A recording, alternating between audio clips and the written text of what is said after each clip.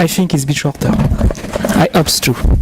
So I will thanks for these invitations, and today, it's not this, I present a story about perfusion packed bed column bioreactor for bone tissue construct.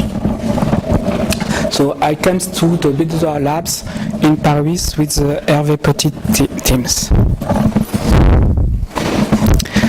So we see in this first presentation that the topic is to repair large bone defect because it's very clinical problems, and Hervé show you that the gold standard actually is autologous bone, but sometimes you have a limited bone stock where there's very large bone defect and with associated with morbidity like donor site pain, risk of infection, and so and so.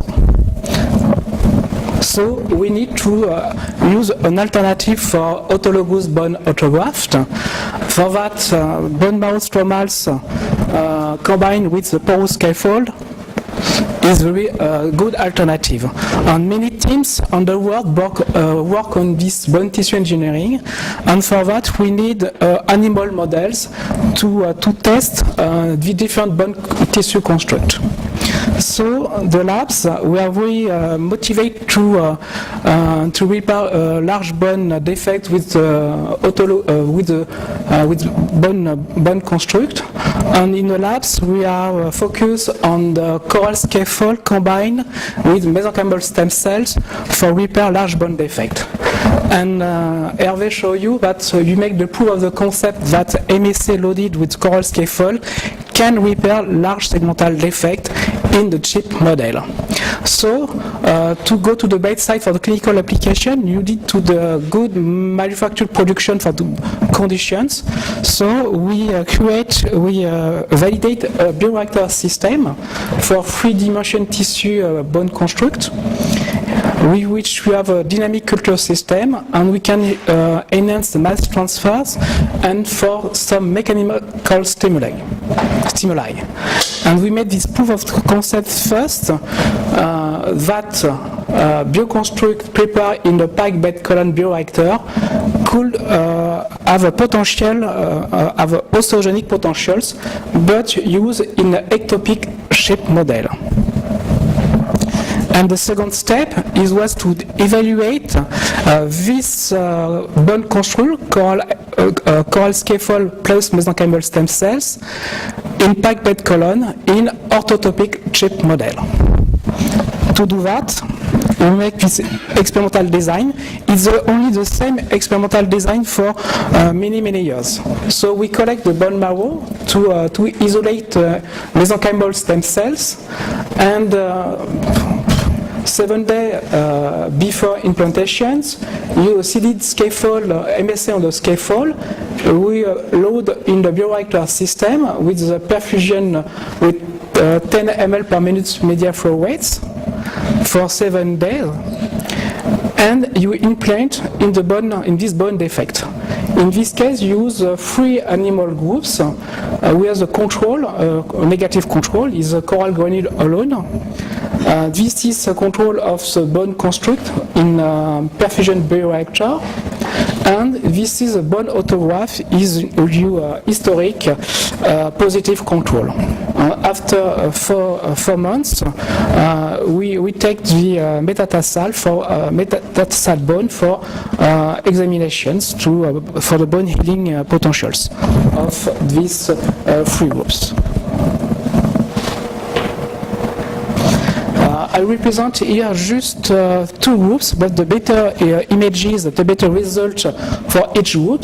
The first group is the bone construct in a bioreactor system with scaffold plus mesenchymal stem cells. And you can see here we have a complete resorption of coral scaffold. We don't see any coral scaffold 4 months after implantations. You can see here cortical bones, and these cortical bones, like healthy cortical bones, is totally bone healing in this place, and you can observe it in histology that it will remain complete bone healing in this place. And here it's a bone autograft. You can see a complete bone union like these groups, and you can observe that this cortical bone is not smooth as like healthy bones, but it's the gold standard. And next, we quantify the bone formation, the new bone formation in the defect. You can see the volume of bone healing. So we can compare the first group is the coral scaffold alone, without mesenchymal stem cells, and coral scaffold plus mesenchymal stem cells. You can see there's four more bone formation than scaffold alone, so it's better. But if you compare this group scaffold mesenchymal stem cell bone construct with the gold standard bone autograft, you can see there's a difference, a large difference, twofold bone volumes. But now in this place in this case is a total volume of bone. Is not total volume of new bone formation. And in this case, this total bone volume is the volume of newly formed bone plus the volume of the bone graft when we implant at the implantations. So the first conclusion that's the same. Scaffold plus mesenchymal stem cells for bone tissue construct we use in the perfusion backbed colon is better than scaffold alone. It's not new. You have in this case a full bone regeneration in one animal, and in this one animal the result is better than a gold standard. Donc first, we validate that it's possible to use a backbed perfusion bioreactor to have bone construct in clinically relevant large animal segmental defect. So you need to improve the efficiency of bone construct because in this last experiment we have just one chip to have a complete bone union, but the other chips was not complete bone union but you have new bone formation, but not enough. To do this, you need to improve efficiency, and Hervé speak about many ways to improve the efficiency of these bone constructs, like to enhance MSC survival, or to enhance vascularizations.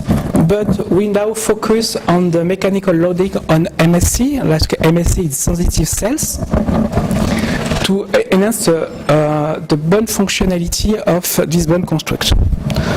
So the challenge are to first determine the mechanical loading inside the bioreactor in your system with the cube coral, and secondly to understand the response of human MSC to the mechanical loading inside this bioreactor, and in the end to optimize this system, this backbed colon bioreactor to induce effective mechanical loading to induce MSC response. So first, in collaboration with the labs, the team of Thierry Hoc at Lyon, we analyzed the mechanical loading applied in the perfusion backbed colon. This image represents the scanning of the bone construct with the coral cubes, and the flow simulation shows that that we can find hydrostatic pressure and shear stress inside the surface of the cubes, and you know that is very heterogeneous. Like for hydrostatic pressure, we have a range of 0 Pascal to 20 Pascal, and for shear stress, we have 0 Pascal to 0.7 Pascal. So when you put when MSC is seeded in a coral scaffold and loaded into perfusion bioreactor, MSC can perceive two types of stresses, shear stress and hydrostatic pressure. And the objective for now is to investigate the response of human mesenchymal stem cell to shear stress and hydrostatic pressure. And for that, to better control the stress applied to the cell, we perform in a two-dimension system. And for that, use two systems. The first system is the EBD system. Is a commercial system to apply shear stress on mesenchymal stem cell, and we can find a pump with the perfusion chambers where shear stress were applied to these cells. And the second system is a home-made system with a pressure chamber with a culture plate where the hydrostatic pressure were applied to the cells. And both systems are located in an incubator to control the atmosphere, the CO2 and oxygen balance. And the software PC control the mechanical stress applied to the cells. This is experimental design. So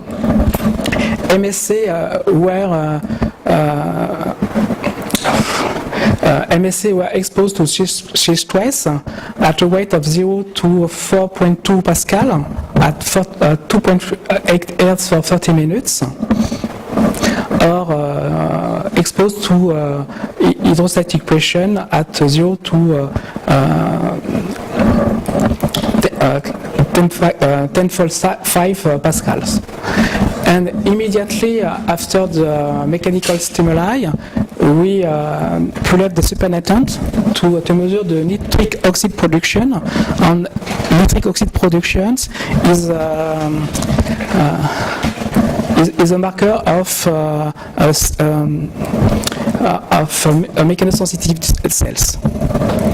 And we extract RNA for gene expression, and ERK, the protein was extracted, ERK, and ERK is involved in mechanotransduction pathway.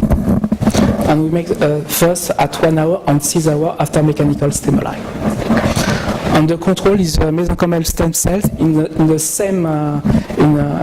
same design and in the same system, but without any shear stress of any hydrostatic pressure, in the same condition without stresses. So for the first experiment, I show you here in the blue after shear stress, in red after hydrostatic pressure. You can see after exposure to shear stress or hydrostatic pressure, you have increase of release of nitric oxide production by MSC in both cases, and the maximal of release is for 0.7 Pascal for shear stress, and here is the maximum release for hydrostatic pressure. So you can observe that the release of nitric oxide is higher for shear stress than hydrostatic pressure. So shear stress is more effective than hydrostatic pressure to induce nitric oxide release by MSC after mechanical stimuli. This represents gene expression after shear stress of hydrostatic pressure. This is a many genes with mechanosensor responses like PTGS2 in this case. In blue is after shear stress and red after hydrostatic pressure. And you can observe that after shear stress you have a very up-regulation of many early mechanosensitive genes like PTGS2. So we have many biomarkers of mechanosensitive cells after mechanical stimuli. So as nitric oxide production, shear stress is more effective than hydrostatic pressure to induce gene response, mechanosensitive gene response after mechanical stimuli. We make sums at 1 hour and 6 hours. We obtain the same result, and we have the peak at 1 hour after mechanical stimuli, and 1 day after you come back to basal levels. So to confine this different response between shear stress and hydrostatic pressure, we analyze the ERK activation, which involve in mechanosensitive genes. In this place, I show you the protein of ERK activations. In this case, is a positive control. We have induced ERK activation. Here, in the case, the basal level of ERK activation at without any shear stress, and after 0.7 Pascal shear stress, you increase ERK activation. So cells are very mechanically sensitive for shear stress. And if you use a specific inhibitor of ERK activation, this inhibitor, you reverse the effect. We can see for hydrostatic pressure, this is basal level, and after exposure to hydrostatic pressure, we have any ERK activation. So shear stress is more effective than hydrostatic pressure to induce ERK activation, which is the mechanosensitive pathway. So this first conclusion, so shear stress is more effective than hydrostatic pressure to induce early human MSA response. So if you want to make effective loading on a bioreactor, go to shear stress, not to hydrostatic pressure.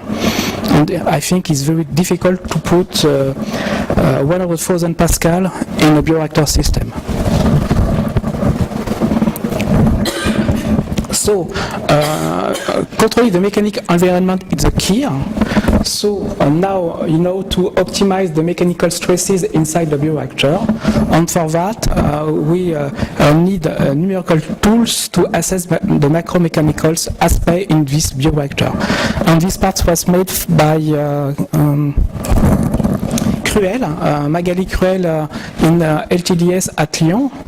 So we mimic the experimental analysis. So for the in silico analysis with the cubes, this is a perfect cube with the same flow rates, and you can see that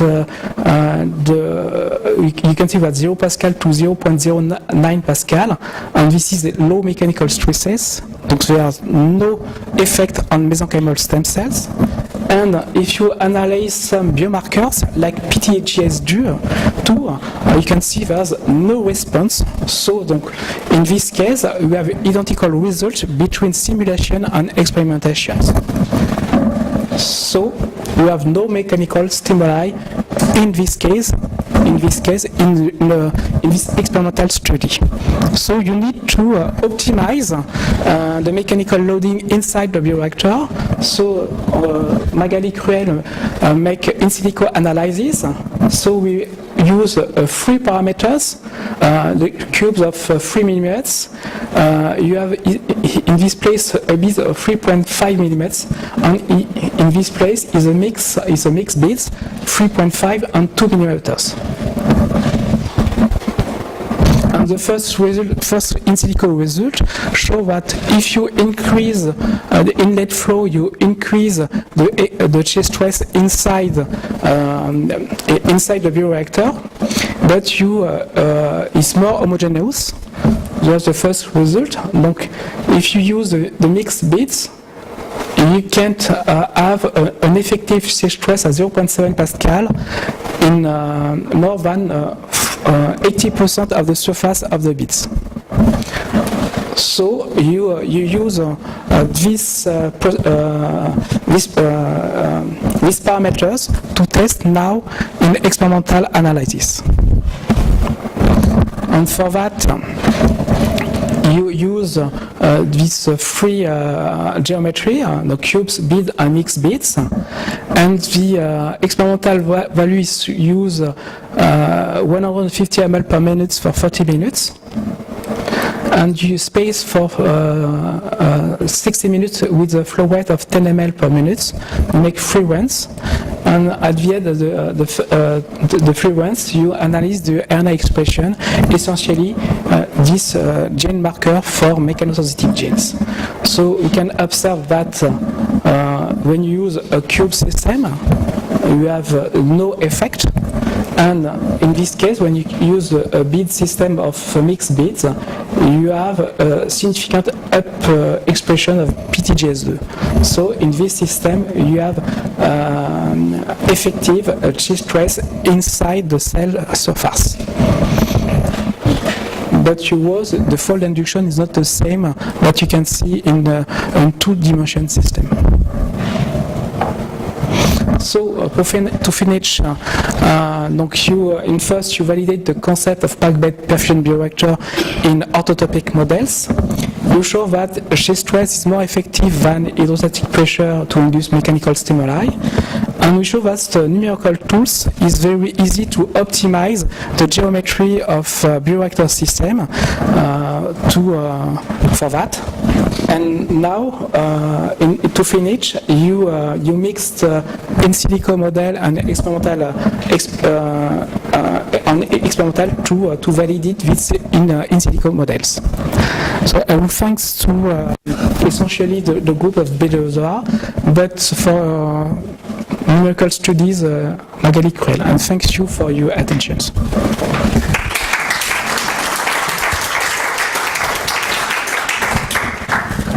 We have a lot of time for questions.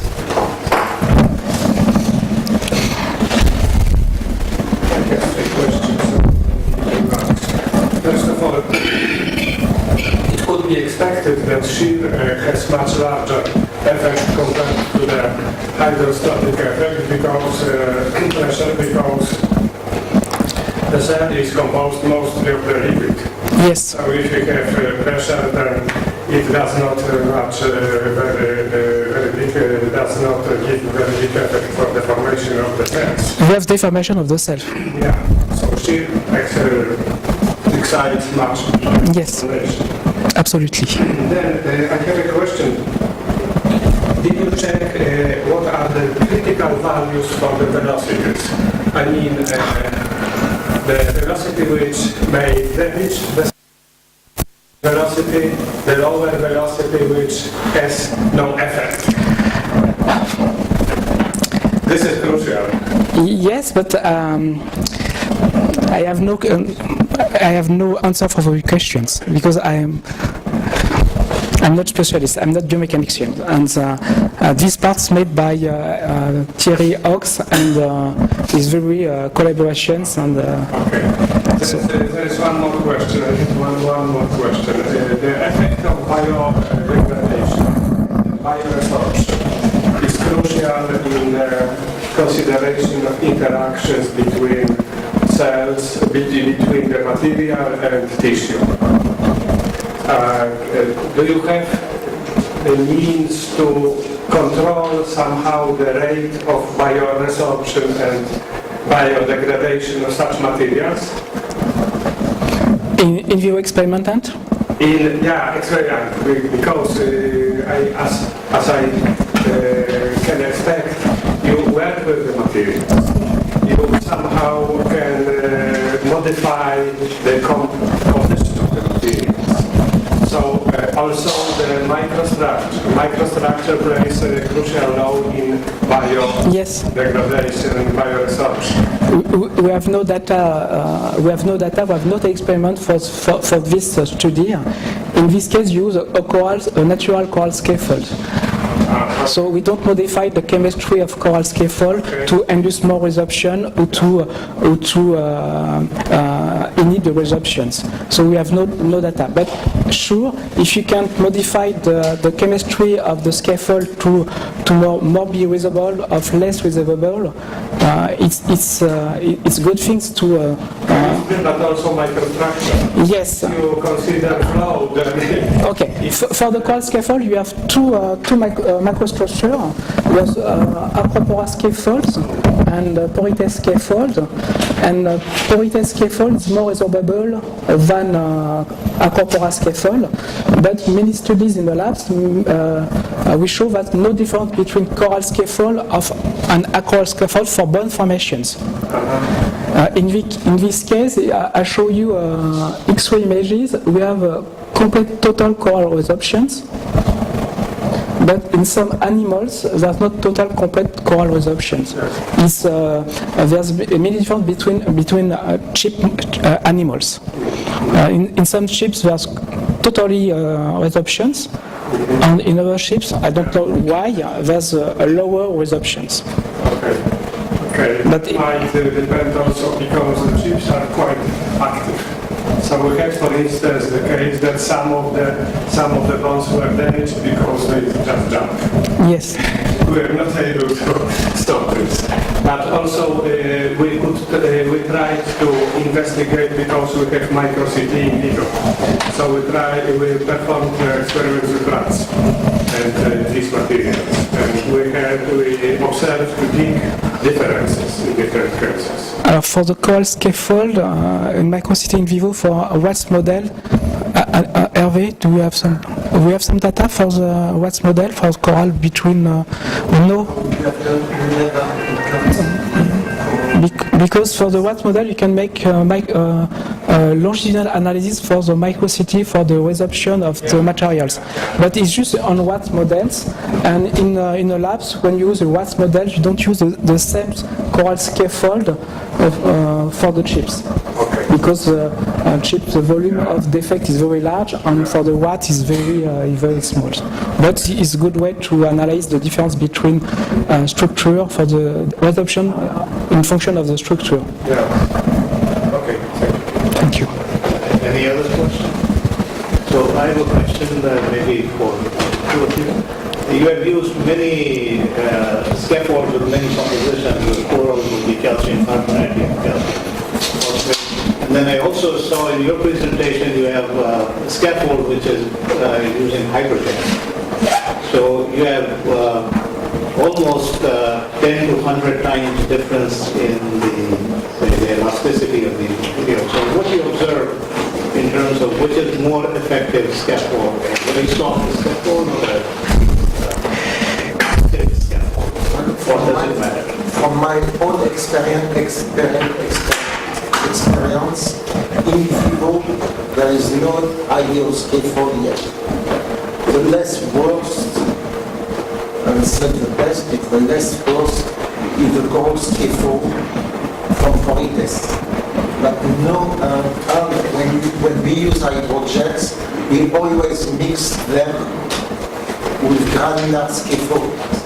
And we use them to hold the granules together, so they can stick together and they don't get dispersed, in the surrounding tissues. Some people use, I think that for one you need some calcium-based scaffold. But hydroxyapatite is not resorbable enough. Coral, which is calcium carbonate, seems to be maybe too resorbable. So when it doesn't resorb almost at all, it's hydroxyapatite. So there is no, at that point, I think one of the big issue for tissue engineering is to find a proper scaffold. I'm sorry that I don't have the answer. Actually, I have two questions. So the first is the experimental that there is on the experimental part, you have shown that some parameters, but in the medical protocol you fixed the time, the exposure time to Yes. the stimulus and the frequency. Did you investigate those? Yes. We investigate first the best time and the best frequencies, and in this case, when you start the experiment, you use oocyte cell lines to be sure that you mimic a Klein-Nuland experiment. and we show that if you use 2.8 Hertz, you have a plateau for cell response, and after 30 minutes, sometimes you have a plate and you decrease. So we decide to make many runs. And if you make many runs, it's a better MSA response. You need to alter the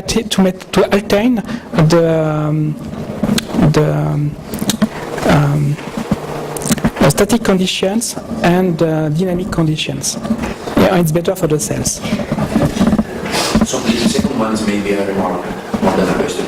In the simulation that we have shown that were performed by the if I'm right, what they have shown are the loose velocity and shear stress around the scaffolds, which are the scaffolds are porous materials, so it might be much more interesting if you look at what happens.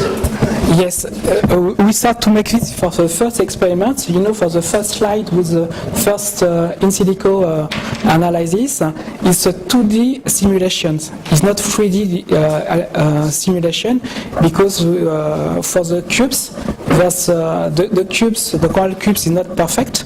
It's not the same size. It's not sometimes same porosity, and it's very difficult to mimic in silico actually the real geometry to mimic the shear stress on the cube surface. I was really thinking the food cubes, not only often. But we have not free flow inside the cubes. It's porous, but when you look just for one cube, and if you make a flow, they go outside. And the flow inside is very less than 0.0001 Pascal.